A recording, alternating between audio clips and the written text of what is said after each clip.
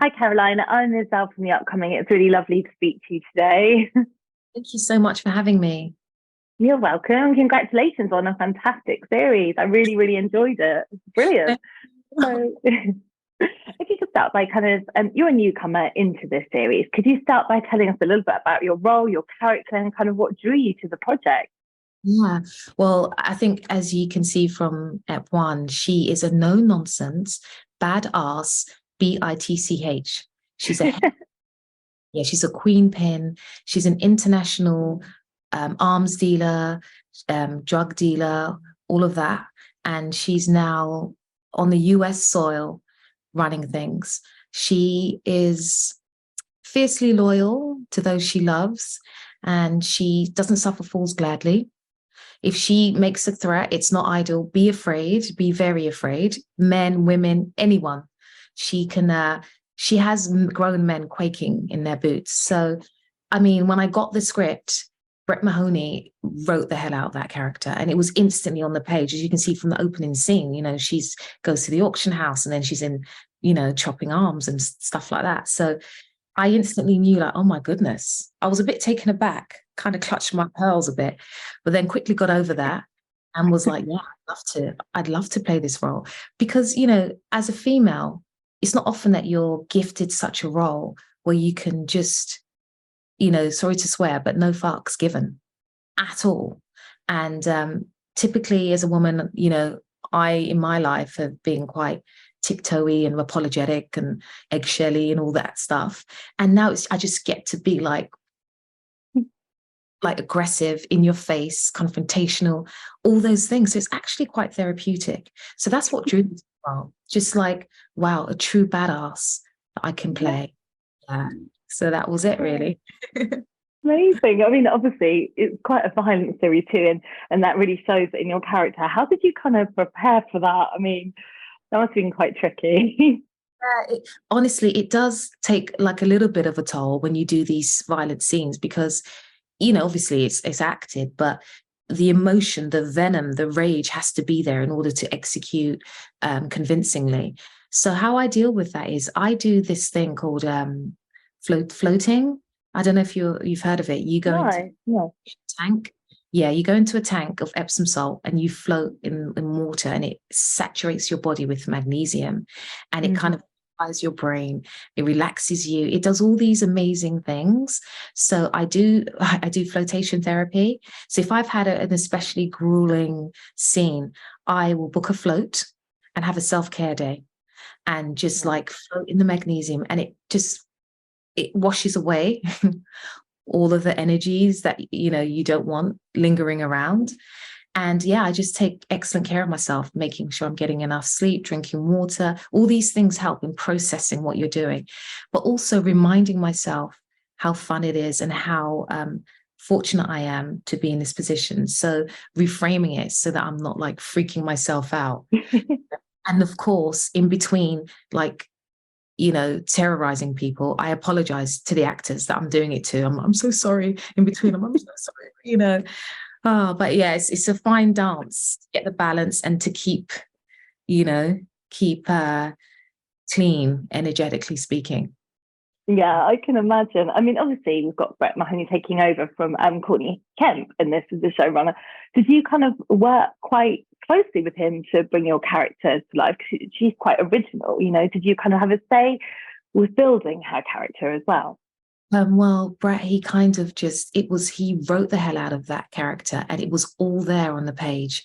But he was excellent at getting in touch with me prior to shooting to let me know exactly what was required of the role. And he's certainly open to suggestions, but to be honest, it was all there on the page.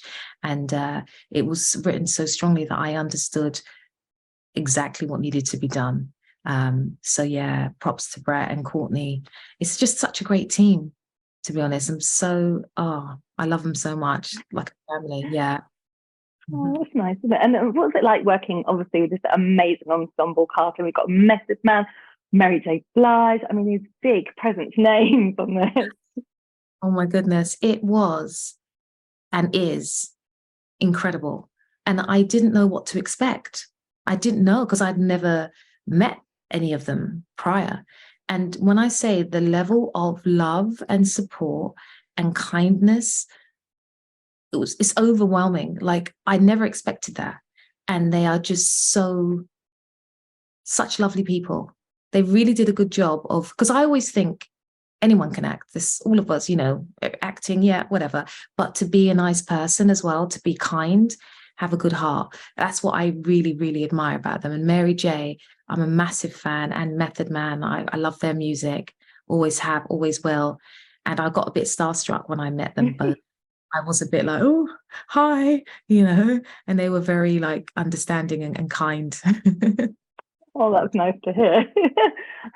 In the season, obviously, we get a bit more of a backstory to Monet, played by Mary J. Blige, and obviously, and in your backstory as well. But you're two very strong women, both suffering from extreme loss, her with Zeke and you with Mecca.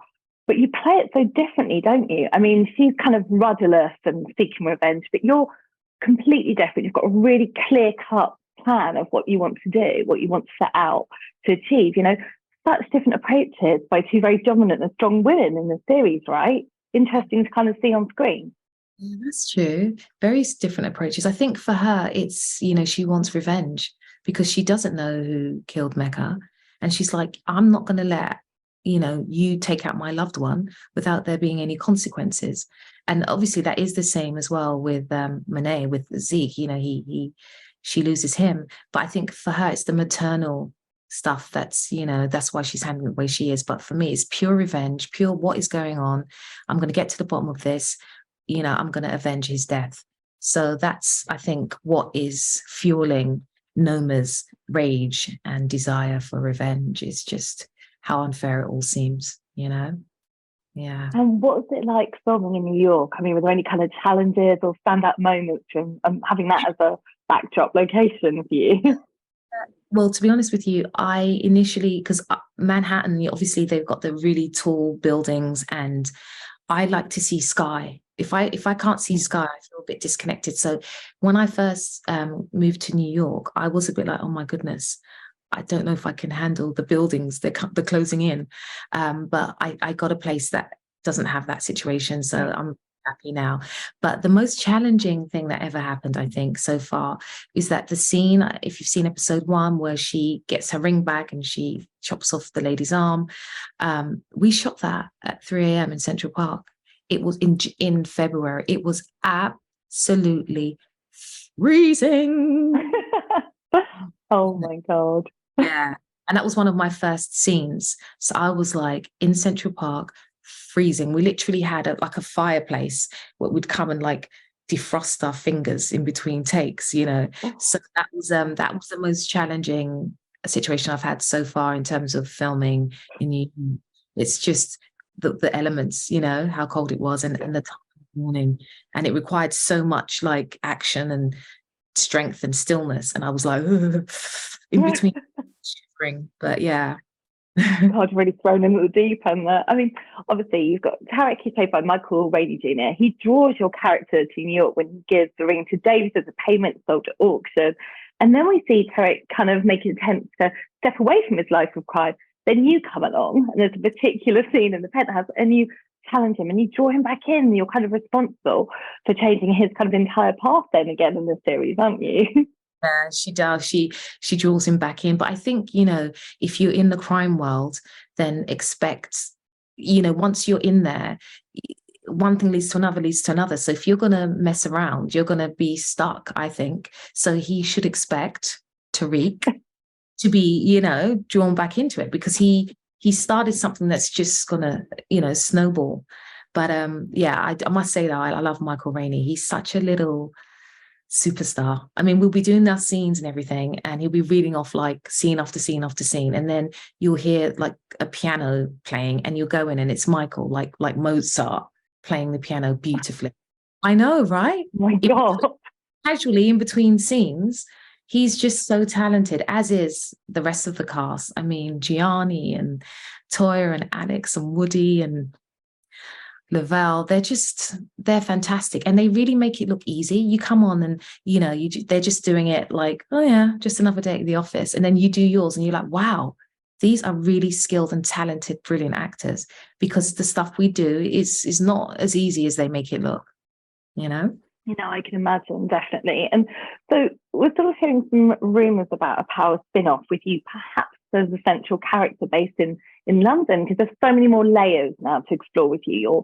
Your backstory, why Mecca wants to plan to give the diamond to Monet, and can you sort of maybe divulge any details on that? Is it something that fans can maybe expect from you? I can only say personally, I would love there to be a Power Book 2 Ghost London spin-off. I mean, that would be hope, because that is all her backstory. She did, originate from the UK and learned all her badassery from the UK. And I just think, when you think of like the gangsters of East London and stuff like that, because I don't know if you know, but Noma's backstory, that she was orphaned in Nigeria and then she was adopted by Brits who were quite corrupt. And they're the ones who taught her all this badassery that she's doing. So it'd be nice to go back and mesh the two worlds together. Yeah.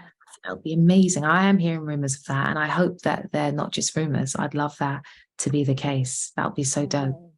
Yeah. Challenge a bit of Gangs of London, maybe. Yeah, right? Oh my goodness. I'm salivating just thinking about it. With the woman in charge, yay. Yes, exactly. For once.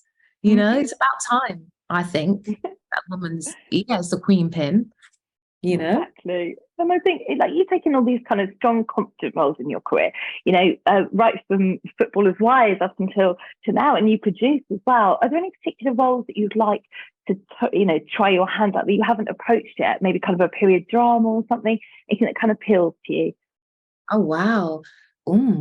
I'd love right now, time permitting, to do like a feature film, sort of action, comic book,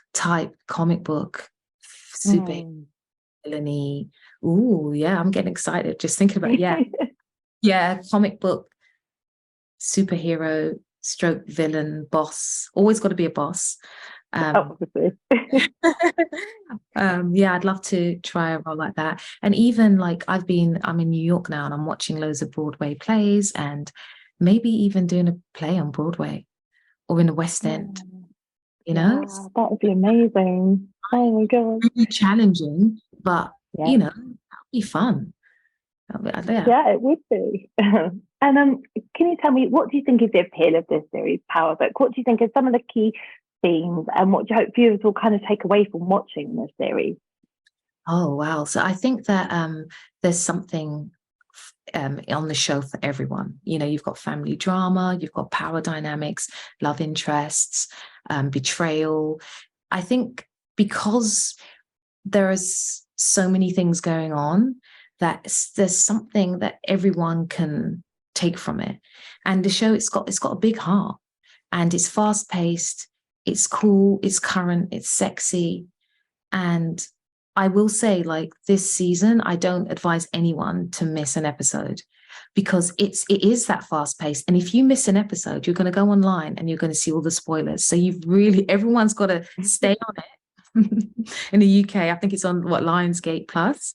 Yeah. And stay on it, watch it, because stuff's going to be happening really quickly. And if you wait too long, you'll get spoiled online for you. So yeah, I just think it's got a big heart. It's fresh. Yeah, the show's fresh. It's fresh. Oh. Yeah, I agree. It kept me gripped. So fast paced. You're completely right.